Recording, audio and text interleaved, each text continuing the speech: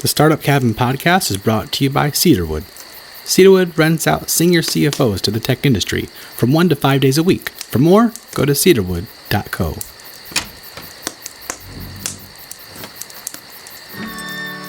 Welcome to the Startup Cabin podcast. I am Steve Ferris, and we have great stories from European startups. And in this episode, Shumei will talk with the founders of Tink, a personal finance app in Sweden. Tink has made financial data attractive and easy to understand.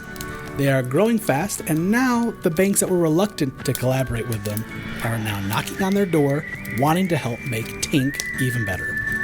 We're going to hear about building a team, the PR channel that gave them 10,000 signups, their thoughts behind the design of their app, and how the bank industry is changing.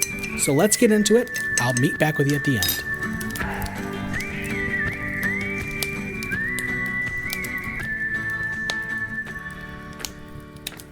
Okay, welcome to Startup Cabin podcast, Daniel and Frederick.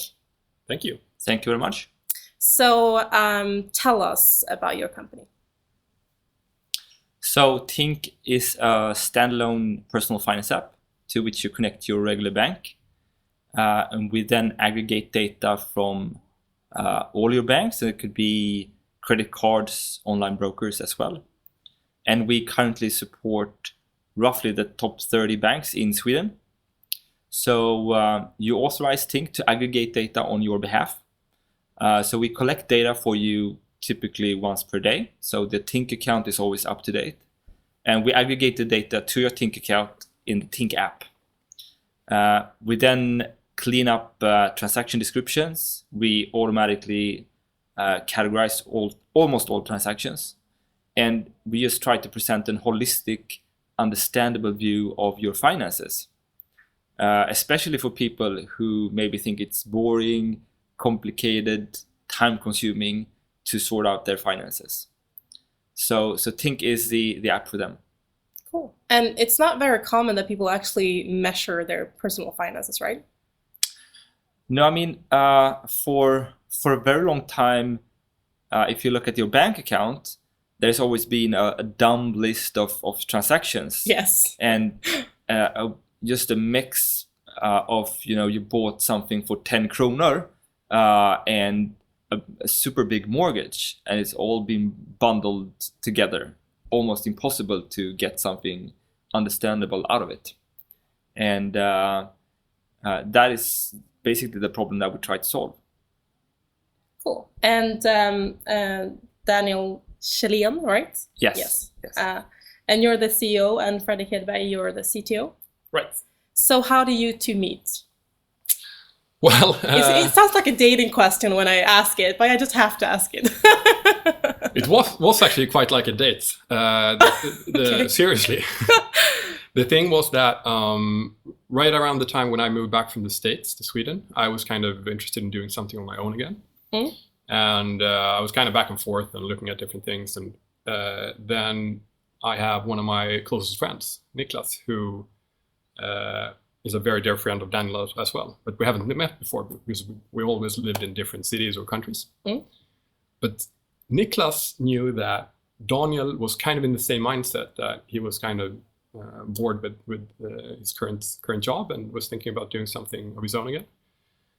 So he basically paired up the two of us, or the three of us. And it wasn't like a blind date. No, it wasn't like he was there. He was a chaperone, or whatever the word is. So I had heard great things about Fredrik for a number of years, but as you said, we've never been in the same city, so we never met before. And now we were. So Niklas set us up for a very nice, I wouldn't say romantic, but dinner. So the three of us actually had dinners to talk about the potential ideas or maybe doing something together. It wasn't very specific at the time. And what did you do before? So my background is mostly software. So I've been programming since I was a kid and really love it. And been both professionally and kind of on a hobby level, been very interested in software. I've been doing open source stuff and working for IT companies both here in Europe and in the US. but right before we started Tink, or when I met Daniel, I was actually in San Francisco working for an investment company. So totally non-tech, but very interesting. It must have been but a good experience, though. Very much. I mean, it was great, at least for me personally, to see something else. Being kind of a very kind of geeky guy, I'm very interested in software. So it was brilliant for me to get to know the other side of the table a bit. And it's hard to kind of get that sort of experience in Sweden, I think, because I mean everything is on a different level, so to speak, in the US. And you worked in venture capital? No, so I mean, my background, I founded a company back in 2001 that did corporate domain name management, and that was acquired in 2008. And then I joined an investment bank in Stockholm. So I worked there for 4 years before quitting to found Tink together with Fredrik.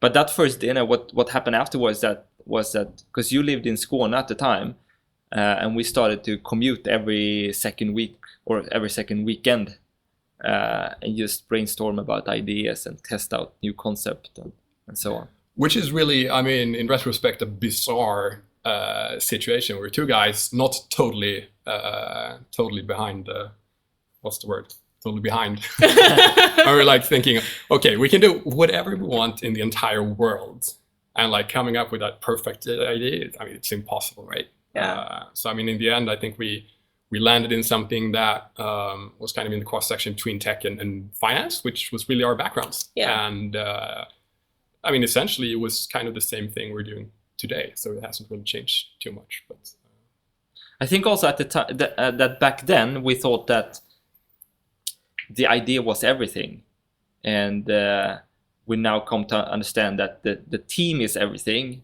and the operations is everything, and the execution is everything. And sales. Yeah, sales. Like, yes. Acquiring users. Absolutely. Cool. And you actually had a pretty cool like intro with your app. You got 50,000 registered users in the first week, which is pretty much unheard of in Sweden, right? I mean, we were super happy, but I think we should rewind 4 months, because that was a time when we launched invite-only web version of Tink that not many people have heard of. It was a very nice... And that was 4 months before? Yes. Yes. So that was a nice tool where you could slice and dice and drill down yourself to do financial analysis, and it was web-based. And we had about 10 signups a day, and we had 6 months left of money.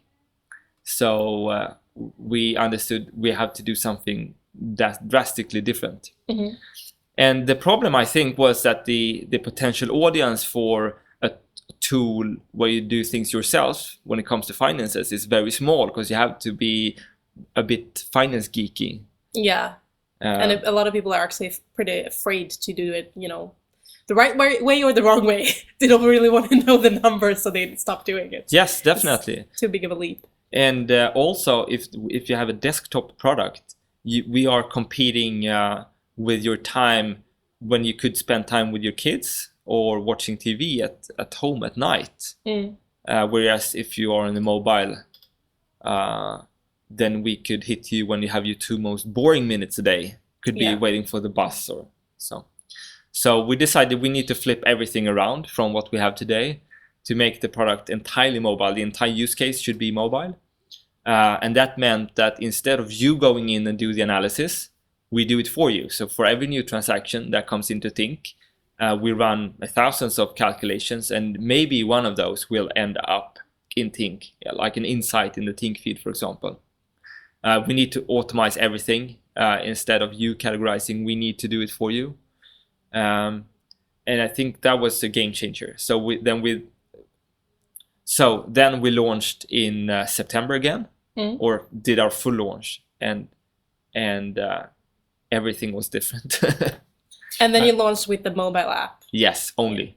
We didn't even say that we had a web version. I mean, that was really, as Dan was saying, that was really kind of the inflection point in Tink.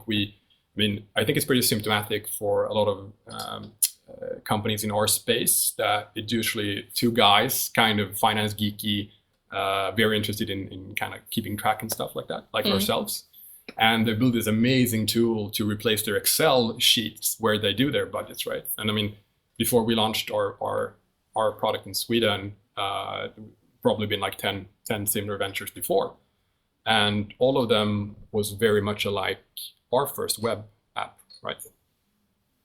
But then, as I said, we really came to the realization that this is the 5% of us that are interested in this. And I heard from Sander working with you that's more kind of your power users that use it. Right. I mean, we have a ton of those as well. Yeah. And we love them. We love them, and we try to cater to their utmost like kind of power user use case. But it's hard to solve everyone's kind of very detailed or specific problem all the time. So we really try to focus on kind of our core demographic or kind of the 80% rather than the 20%.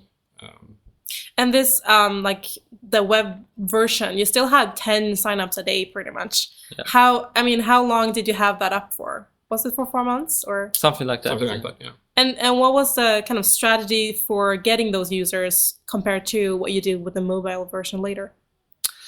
So it wasn't invite only. We wanted to create a hype, which never happened. With the web version? Exactly. And then I think it was more of a traditional full-blown launch not with very much money though, but still we had a PR agency and so on. I think we really hoped to get a lot of press at launch, and we talked to a number of newspapers, and it was only Dagens Industri who was interested. And to launch a mobile app for the 30-something consumer orientated in Dagens Industri, I mean, that wouldn't be your first choice. But they were the only newspaper who wrote about us, and it was because they could have Niklas Storåkers, our chairman, on a big picture. And he is a pretty known businessman here in yes, Sweden. former bank CEO. Yes. So nothing happened for a few days, and then we started to get really good reviews. So maybe we had 1,000 downloads the first day, and then 2,000 the next day, and it just escalated. And when the press saw that we were climbing the App Store charts, they understood we need to write about it, and they tested it themselves, and then it was all going on.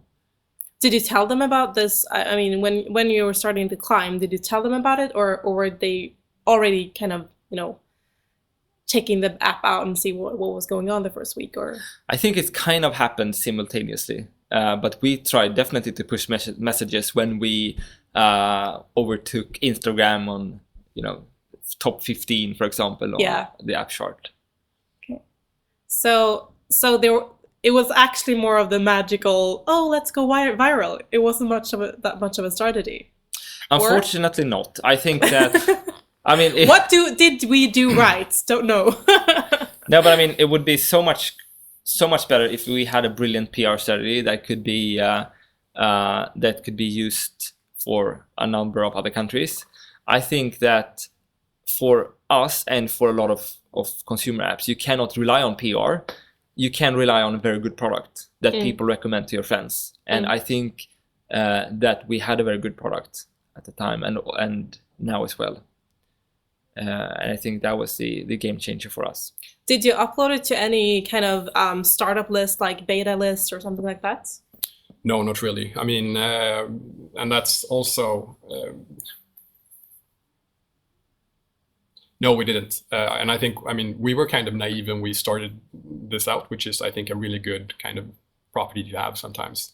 But, it's kind of fun because neither one of me or Daniel, of course, but not a single person in the team had actually built an app before. This was kind of new territory for us. Wow, okay. Yeah. We had I guess Product Hunt hadn't launched by then, or maybe they had, but I don't know. But we weren't really aware of kind of what you were supposed to do, right? This was kind of our first, both me and Daniel had been into kind of more the B2B business before, but this was our first venture into kind of the app ecosystem and B2C. So we were, to be frank, kind of aware of what you were supposed to do.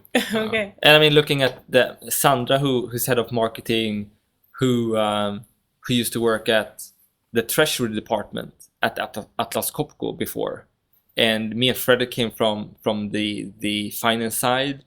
Andreas, who did the categorization system, I think he's a nuclear scientist. And the other Fredrik, who actually built the entire app over the summer, he had never built apps before professionally. It was just, but that also, I mean, That's kind of insane. yes, it is insane. You should have that on your website. This is the team. Yes, but it's I mean, we really try to hire based on everything but your previous experience. We just want brilliant people with the right mindset, and We're passionate. And... Yeah. Definitely. I think that's definitely the number one, if any, or so far, kind of reason for our success is that we managed to lure amazing people with totally different experiences and background and so on into the team. I think that has really paid off, because building a product such as ours is not primarily about can we design nice charts and can we kind of build a cool app or something, but it's so much more. It's about kind of figuring out the use cases, really figuring out the use cases. Kind of the back end side of things is extremely complex. I mean, it's very, very sophisticated kind of machine learning models to process all this data and so on. So it's not really kind of the classical competence you need for building just a slick app. I mean, it's so much more that's required. So I think that's definitely the number one reason for the success we've had so far. And we always wanted to be the app to be like the tip of the iceberg. So 10% is what you see in the actual app, and 90% should be the back end, and that's pretty much how we devote our time as well.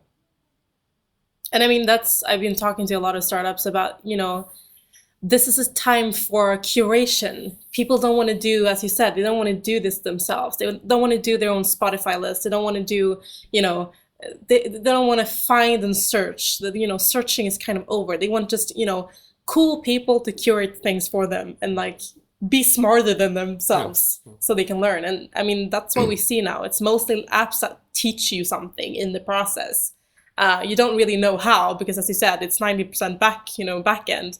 But it looks nice, and you actually get something out of it without putting too much effort into it. And I think that also, is very typical for mobile. As you said, it's 2 minutes. It's not 30 minutes you spend per time in the app. So I think that's really spot on, and I think it really resonates with the use case that we're seeing and that we wanted to hit. It's really that. I mean, our demographic is kind of in the user in his 30s, half guys, girls. But the single biggest demographic is actually a 25-year-old female. Mm-hmm. And most often you use the app kind of when you have a minute or so over, waiting on the bus or whatever. You kind of pull up your Facebook feed and you scroll through it, through your Instagram feed, and then you kind of scroll through your Tink feed and see if there's anything interesting that we have found that we think you should know. So I think that's pretty spot on. And it's also interesting that what we learned during to talk about the PR strategy at launch, when we have an article in one of the biggest papers in Sweden, maybe we get another 500 users that day. Yes. Basically nothing. And when the biggest female blogger in Sweden, called Blondine Bella, when she wrote about us, we had 10,000 signups in 2 days. Actually, I actually told one of my clients just the other week about that. They were so worried, and another startup, they were so worried about, we have to get all of these, articles in big magazines, and we have to have all of these, ads in magazines. I was like, forget about it. You have to find the good bloggers. You have to find, your ambassadors. Being in magazines, that's branding. Branding, that's long term. It's not to get users the next day. So you don't have to care about that part. You can put in the ads, but the effect is not going to be until, you've done this maybe 10 or 20 times. And I think a lot of people think about PR that it's, kind of overnight and there's a, picture of me in the magazine and that's when we're going to get 5,000 new users. But that's not really what happens. And it's good that you say that because I want the listeners to learn this. And you have around 250,000 users now in Sweden, right? Right. Did you do something differently from the 50,000s to the 250,000s? Not really. I mean, we've, as Daniel said, we've been blessed in that people really seem to like our product. We've been kind of experimenting with some like paid acquisition, like Facebook, etc. But I mean, the absolute vast majority of our users is really kind of user recommendation driven, which I mean we're extremely humbled by, but it's also pretty amazing. And if you compare us to a couple of other types of products, I mean we don't really have like any social features yet, which I mean we would love to have, but we just haven't kind of cracked the nut yet. So it's actually primarily been just that our users kind of keep talking about it. So it's not that they share it from the app. What's the most common way of sharing it for them? Like in person, like talking about it and showing it, or word of mouth. We took baby steps of doing. We took baby steps of making Tink social last year when we launched the Tink Selfie, which was a financial snapshot of your last year's spending. So we try to make. We let you brag a bit, but still be humble. So we saw that Fredrik had his biggest dinner at Hackathon in London, but he also went to McDonald's a whopping 49 times. So he could share that because he had a year of great dinners, because that's where the category where he stood out. And I think it would be interesting to continue to experiment along those lines and see if we could make social, or to make finances, personal finance, shareable and social. And so how did that work? The Tink Selfie.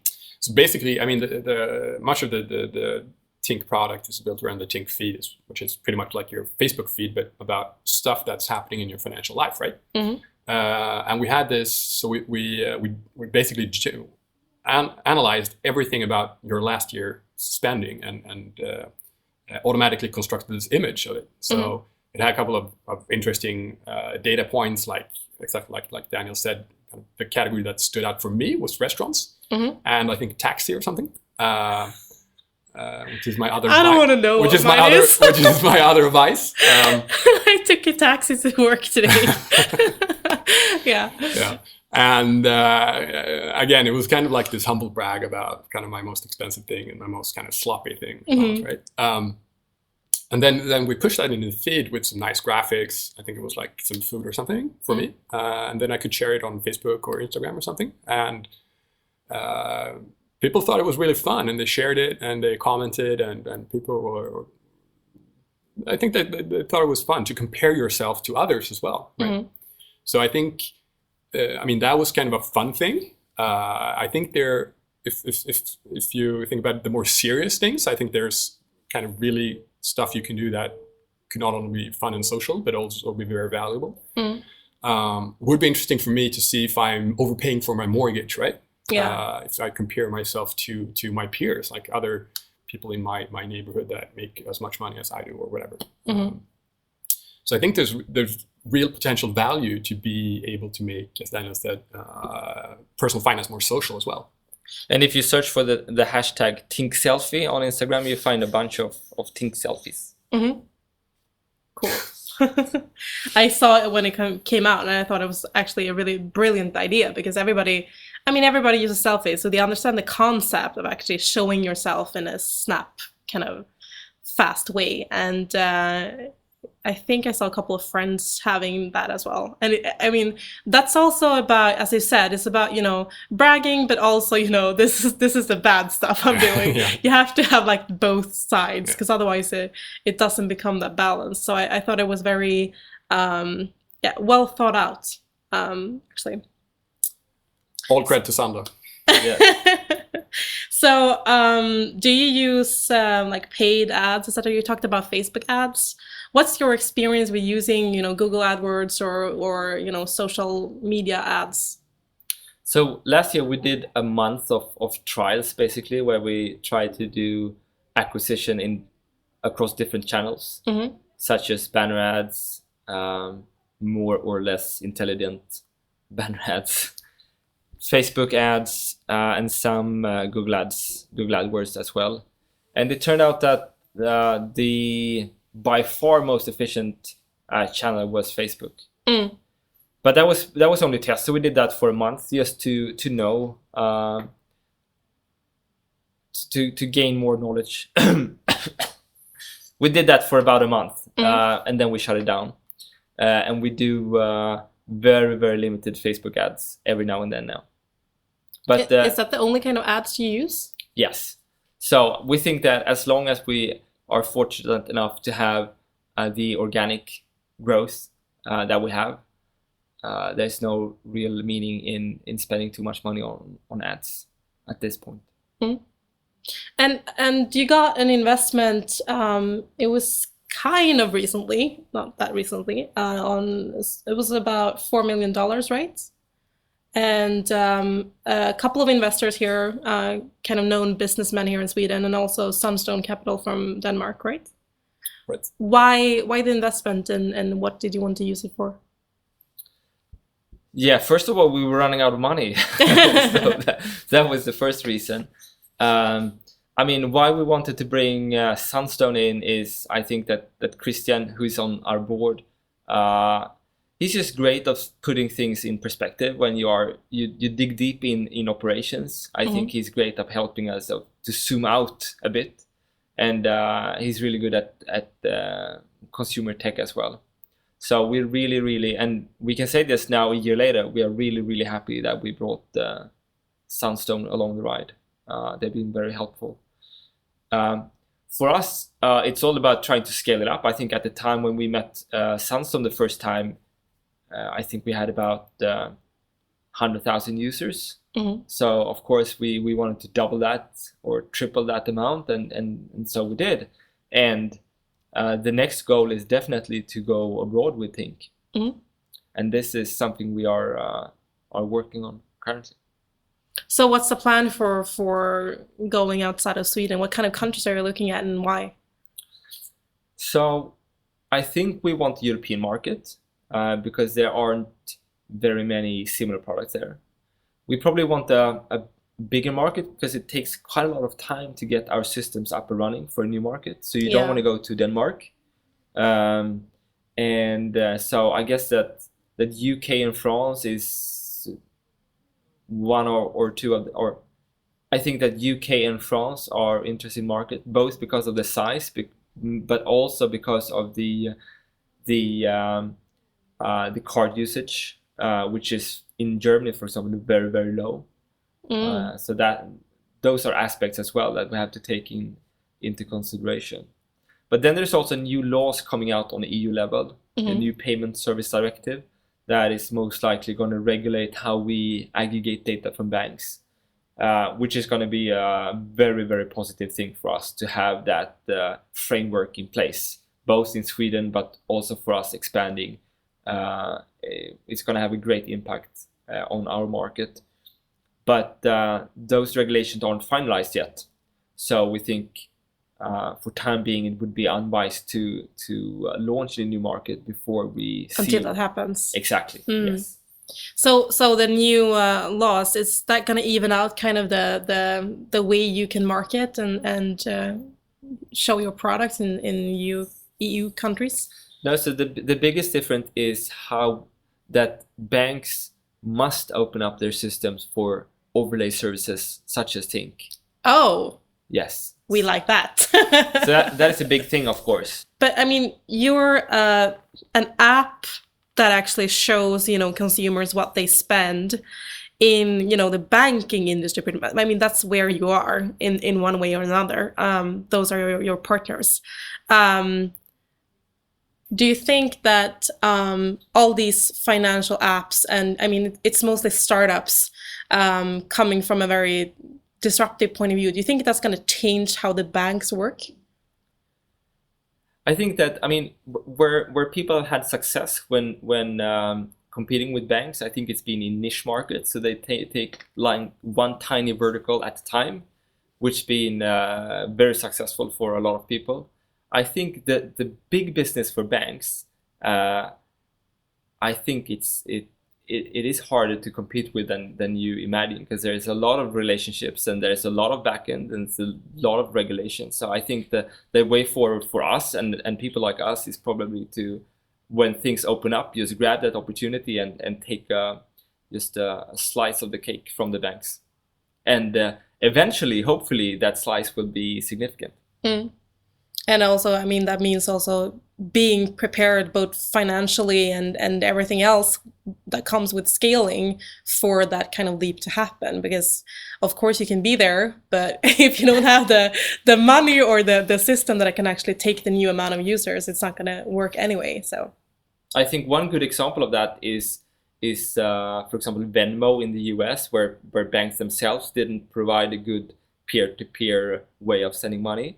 But in Sweden, the banks were there very fast, created the brilliant service Swish. So they did with Bank ID. If that didn't happen, someone else had created those services. So there are gonna be opportunities, and we'll see if the banks or the entrepreneurs are gonna be there fastest.